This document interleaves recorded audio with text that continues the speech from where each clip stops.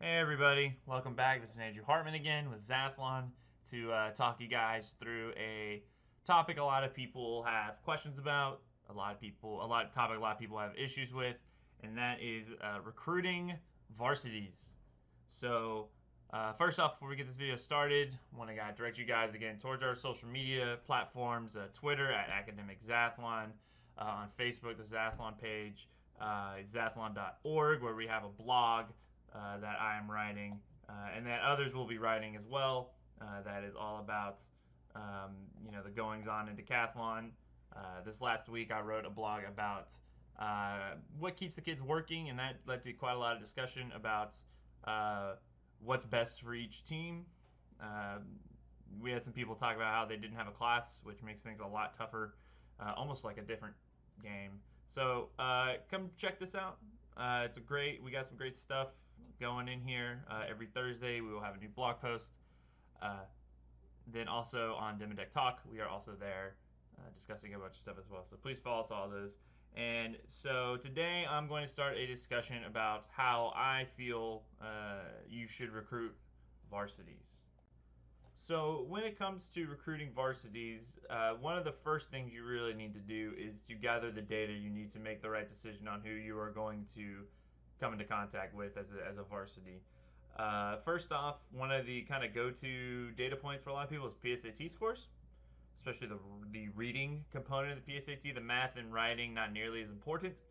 And then another part of the data points that you need to gather is obviously their grades, right? Do they have the grades that qualify them as a varsity, or are they close to varsity by the time at the time you're recruiting them, right? And I know a lot of schools tend to recruit almost strictly based purely on the PSAT score, which I think with varsities is a terrible idea. As a sophomore and a freshman, and even possibly as a junior as a varsity, a lot of those kids are not focused on academics. It's not the thing that they are most inclined to do, so that makes their PSAT score usually a little bit lower than you would like. So if you're recruiting solely based on PSAT scores, you're going to miss a lot of those really, really strong varsities because they don't look great on test scores right now. And the idea is that they have the innate potential to be a really great student. The problem is that whether through laziness, whether through focus on other things, whether through personal problems at home or learning issues, their grades on PSAT, on standardized testing, is not where it would be for you to simply just, draw a line on a PSAT list, say everybody above on this list is somebody I want to recruit, everybody below this is not somebody I want to recruit, right? And I think a lot of people use PSAT scores because it is hard for them to go in and get a feel for the kids, like who they are as a person, which is a huge, huge, huge part of this. And so it kind of simplifies the idea of recruiting by just saying, okay, everybody with a PSAT number this high, we would like to join the team, right? So, with that being said, the PSAT numbers and other test scores you can get are important and are helpful. They do give you an idea of who you might want to recruit. But there are certainly students that I've recruited whose PSAT numbers do not necessarily match up to their potential, and a lot of times they do reach that a higher potential than what their PSAT score would indicate.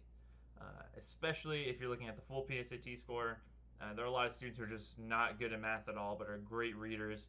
And by being great readers, they can become great at math, but you need to develop that over time in decathlon, right? So first things first is gather your data, figure out the kids that you want to look at, and then grades is just grades, right?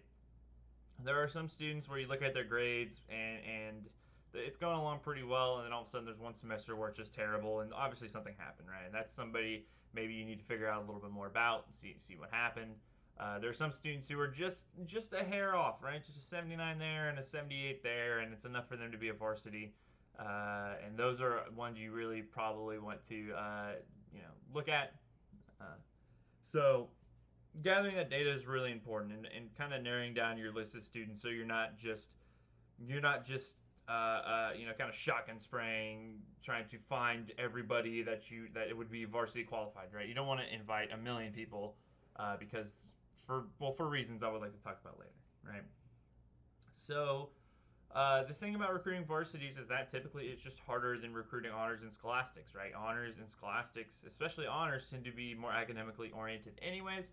And so when you tell them about academic decathlon, it's something they're more inclined to do naturally, right? And so where varsities, a lot of them are not academically inclined, and so because of that, they don't think it's fun or anything interesting, right?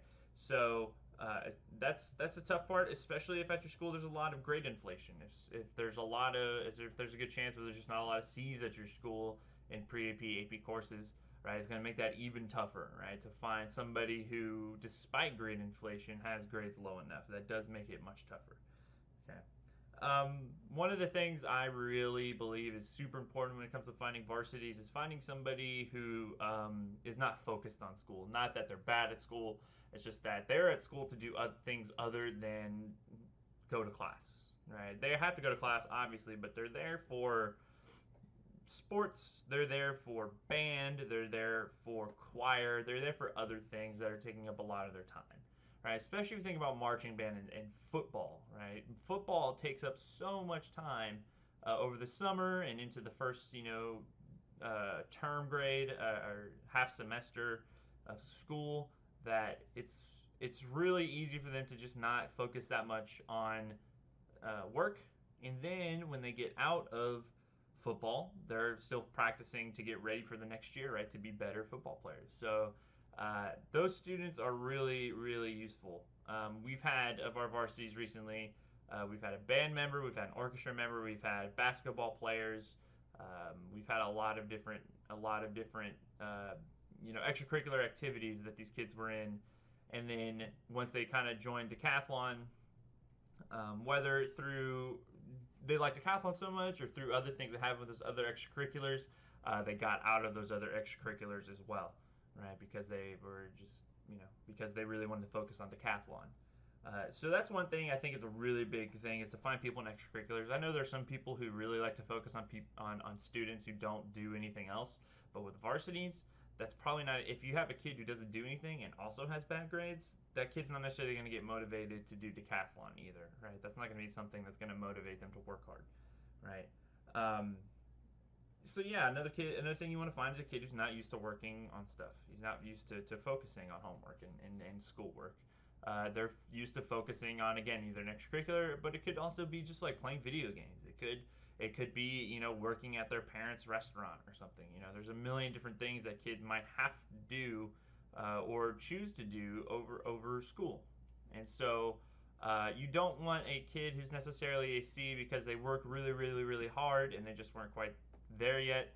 There are some kids who are good like that, but I think most of the kids that you want to find as varsities are those who are struggling.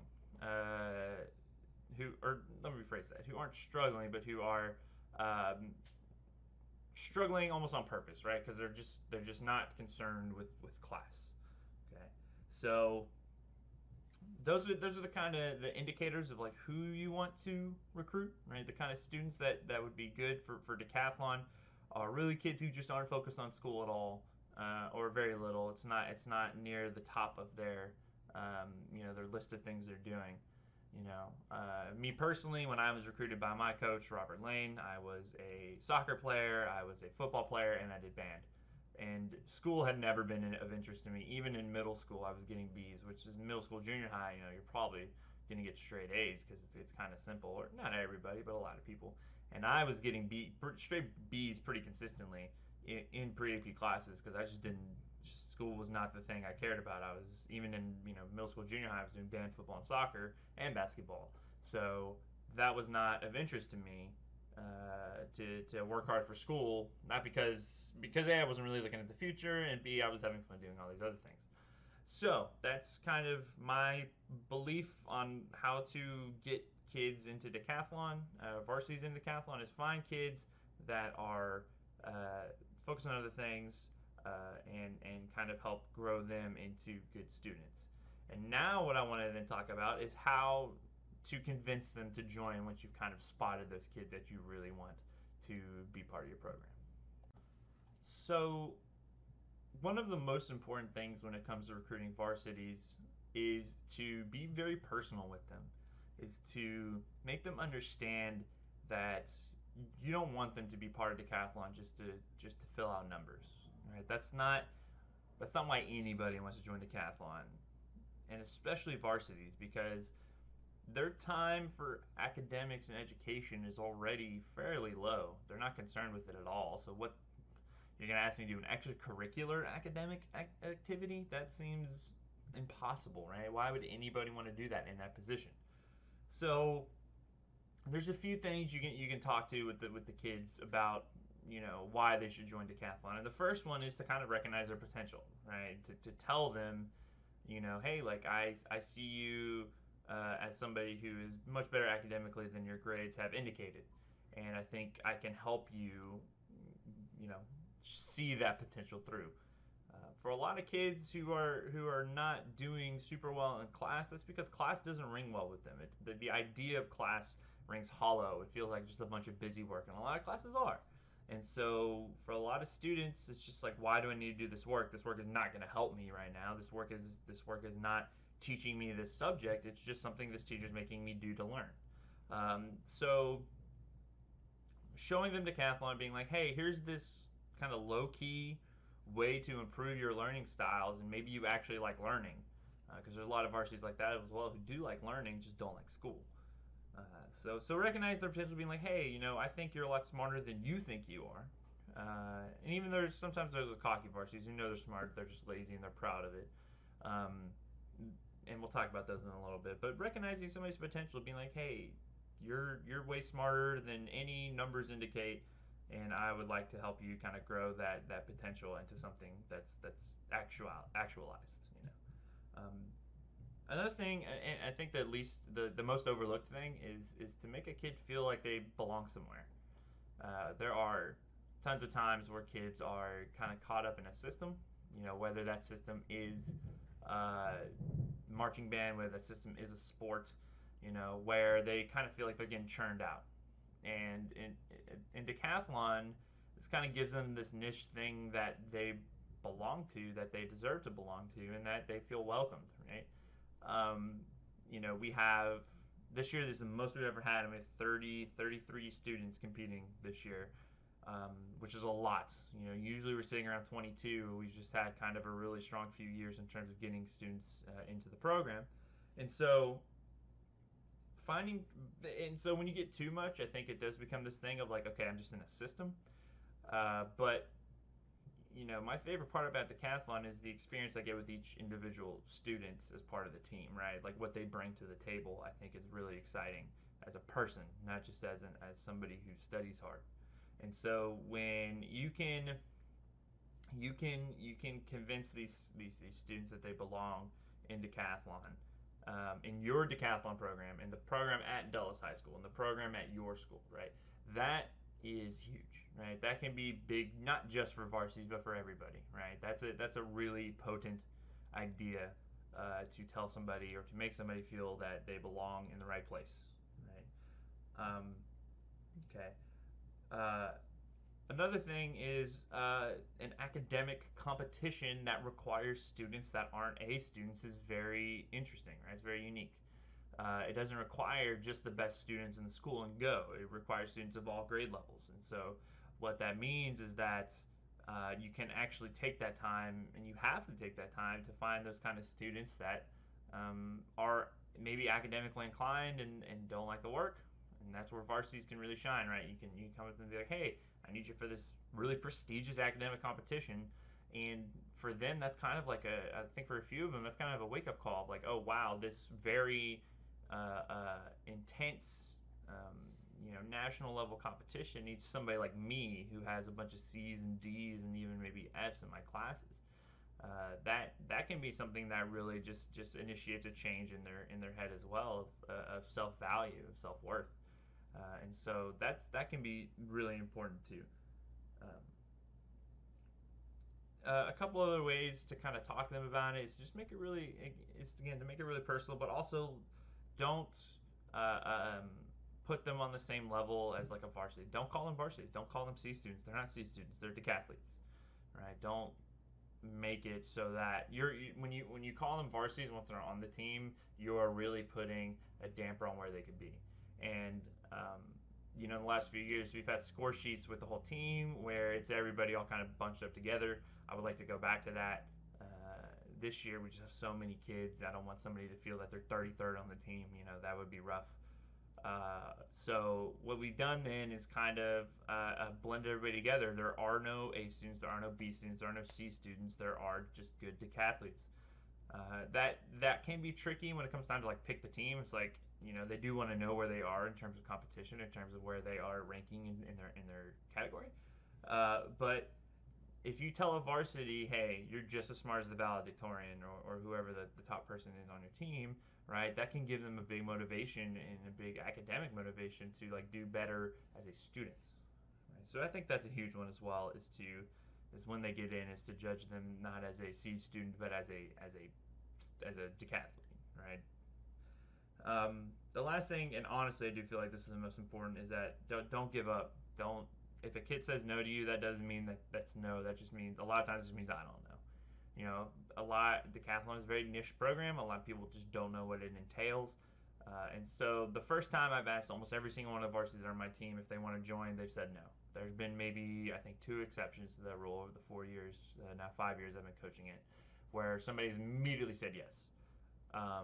The only one of those in this year. Every single other varsity I have, which I believe is about 8 of them, did not say yes at first. And now that might seem like me just really pressing an issue, but I just think a lot of times it's that they don't understand what this thing is. You're asking them to do another academic activity, so their initial reaction is to say no. And once you kind of convince them once you A, kind of convince them that this is important, and B, you really keep telling them you want them in this program, because you do, right? You want them there not only for their own benefit, but they're going to make the team better, And so when you tell these kids, I want you on this team because you are good, you're a good student, and I want you to make us a better program. After a while, I think that really starts to sink in of like something important, right? Something that means something to them. You know, again, if we have all these people who are in band, who are in sports, and all this other stuff, and they're just like, oh, I got this other thing to focus on. It's not a big deal. They can do both of those things. They just don't realize they can't. So I think it's really important to just continue to ask those students and continue to press upon the fact that I want to coach you for the next 2 or 3 or 4 years as a decathlete, because I value that time like that. I think that's a really, really important thing to do, is to continue to let them know that they're valued in your team. Okay. So that's kind of my big things, right? It's a lot of personal touches. There's no data.